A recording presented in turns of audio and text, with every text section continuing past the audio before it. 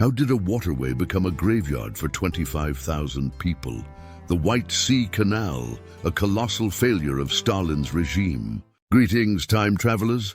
Welcome to Searching History, your portal to the past's most remarkable events. The White Sea Canal was one of the most ambitious and brutal engineering projects of the 20th century.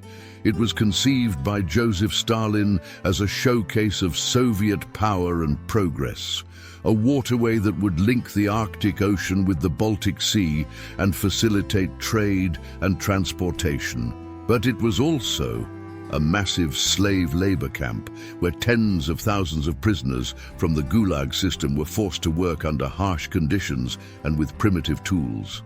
Many of them perished from exhaustion, starvation, disease, or execution.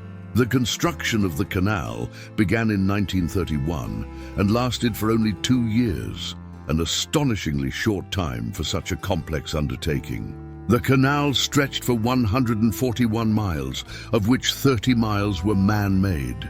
It consisted of 19 locks, 5 large lakes, and several canalized rivers. The canal's depth was only 11.5 feet, much less than the original plan of 17.7 feet, due to the cost and time constraints of Stalin's first 5-year plan. This limited the canal's usefulness for most seagoing vessels, which had drafts of 15 to 20 feet. The canal was built by about 126,000 prisoners, mostly political opponents of Stalin, but also common criminals, peasants, and ethnic minorities. They worked in shifts of 12 to 14 hours, often in freezing temperatures and without adequate clothing, food, or medical care.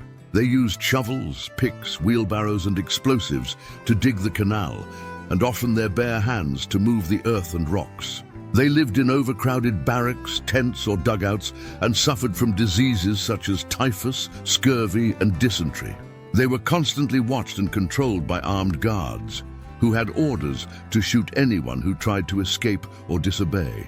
The official death toll of the canal was 12,000, but many historians estimate that it was closer to 25,000, or about 20% of the total workforce. This means that the canal had a death rate of 198.4 per 1,000 workers, one of the highest in history. The canal was inaugurated on August 2, 1933, with great fanfare and propaganda. Stalin himself visited the canal and praised its builders as heroes of socialism. The canal was initially named after him, the Stalin White Sea-Baltic Canal, until 1961, when it was renamed the White Sea Canal. The canal was presented as a triumph of Soviet engineering and a symbol of the new socialist society. However, the canal soon proved to be a disappointment, as it carried only light traffic of between 10 and 40 boats per day. Its economic advantages were negligible, and its human cost was enormous. The canal remains in operation today, but it is mostly a reminder of the dark and bloody history of the Gulag system. The White Sea Canal was a horrific example of Stalin's tyranny, as he ordered the construction of a waterway that killed thousands of Gulag prisoners and served no purpose. Thanks for joining us on this journey through history, friends. If you enjoyed this video, please hit that like button, subscribe to Searching History for more, and comment down below. Until next time, keep digging, keep exploring, and keep searching.